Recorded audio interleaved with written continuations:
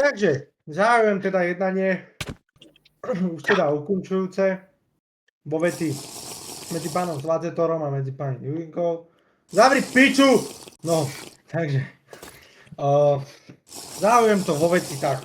Takže skončili sme pri tom, že teda tu pani obžalovaná Julinka sa dozvedela ohľadom toho, že to bolo celé iba stávka. Ako sa k tomu viete vyjadriť, pán Svadzetor?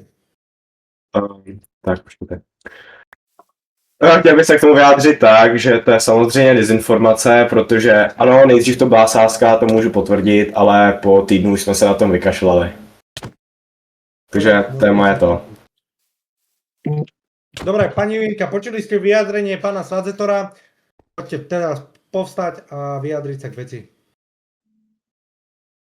Uhni do piče, Slid, uhni do piče, máš pracovať. Ty retard vyjebaný, skurvený, poskačený po hlave. No, vyjadrite sa, pani Julinka.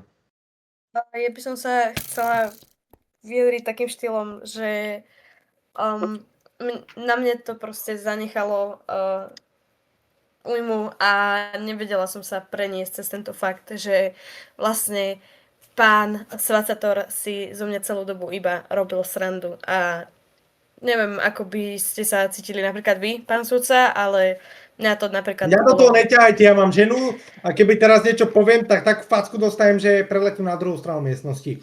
Dobre, ospravedlňujem sa, berem to na vedomie. No, pokračujem vo veci. Takže vy by ste sa cítili zle, no ja vás chápem, ale prečo teraz napríklad vy neviete sa cez to už preniesť? Ja vás chápem na jednej strane, ale keď vám vyjadril cíti aj všetko, že už to cíti reálne, tak prečo sa cez to neviete preniesť? Ja teda neviem, ako ostatní fungujú, ale teda ja fungujem na princípe toho, že keď sa raz popálim, tak už druhýkrát ruku do ohňa nedám. Preto dvakrát nechcem ísť do toho istého a dvakrát skúšať to isté. Ale neboli ste spolu, takže sa to nebere ako skúška. Ale nechcela by som znova ani začínať, pretože už som sa trochu popálila a nechcem sa popáliť viac. A preto je už námitka. Námitka je akceptovaná. Já mám otázku tady na paní Julinku, že sám tady pán Svadzetor říkal, že z začátku to teda byla sázka, ale potom říkal, že se na to vykašel a fakt měl o vás zájem. Tak byste tohle to chtěla vysvětlit.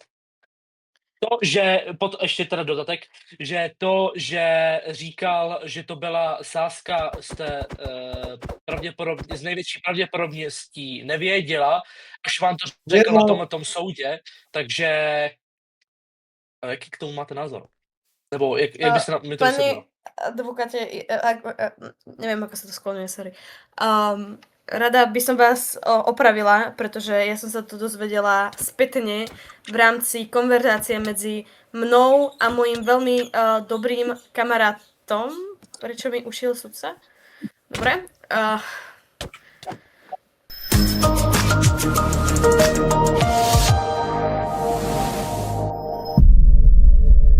Kde je Magda? Němci ju odhalili. Magda je mŕtva. To ste prehnali, Herkaus. Duna je súkromný majetok a vy nemáte žiadne právo na jeho pôde ho nechať len tak popraviť. Samozrejme, že mám. Likvidujete mi obchod!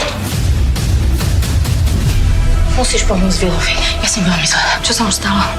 Máte na rukách krv. Prosím. Zastavím každého Nemca, ktorý mi vôjde do cesty. To sa ani trochu nebojíš? Že sa nám to vráti a my budeme tí, ktorých budú vešať a strieľať. Dunaj k vašim službám. Vo štvrtok o 20:30 na Markíze a v predstihu na Vojo.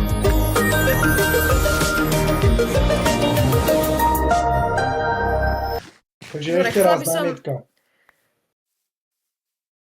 Chcela by som opraviť... Ja mám Alzheimer, zavri piču chvíľu! Ešte raz vaša námietka.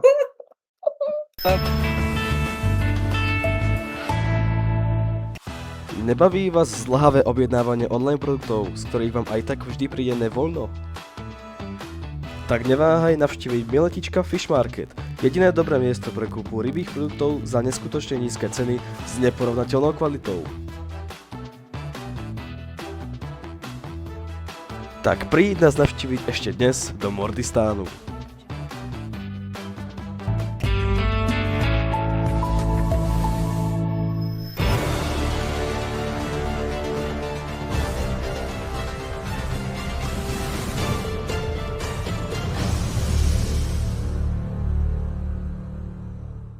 Môže pokračovať. Možno som kvôli vám jebnutým, čo sa neviete dohodnúť vaše city skurvené, tak musím odmetnúť svoju ženu teraz v telefonáte. No, pokračujem teda vo veľmi veľkej citovej väzbe, takže vy ste teda obžalovaná, alebo teoreticky ubližená, alebo ja neviem, jak to je medzi vami, normálne tu sa dejú emo grills veci.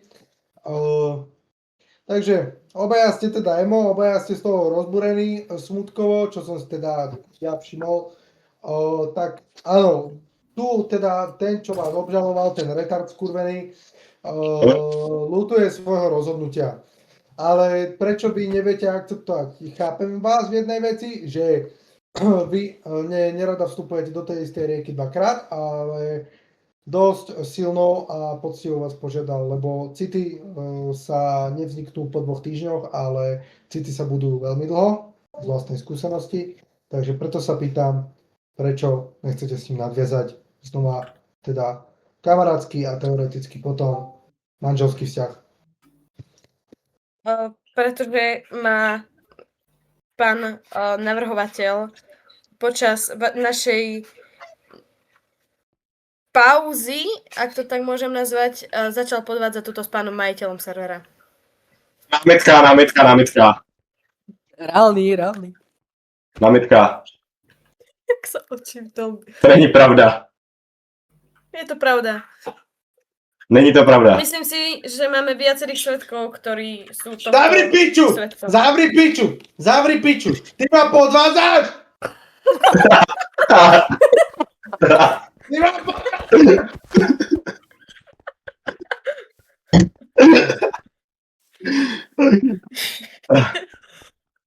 Vraciam sa späť k veci. Ty sa sem ani nevracaj! Odíď. S tebou to vyjasním potom. No. Obžalujem ťa, ale nemám kto to riešiť. Chod sedieť. Tam máš strom, chod do kuta. Chod do kuta. No. Takže za reklamnú prestávku sa ospravedlňuje. Odvojdu dvie bany.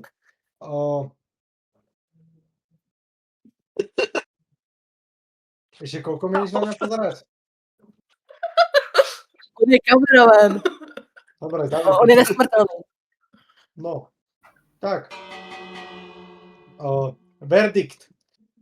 Teda, vy teda neplánujete nadviazať ďalší vzťah, hej? Tak na čo sa tak chodte všetci do piče. Jebem toto. Môžem to jebať, idem si tu radšej kosiť trávniky, kurva.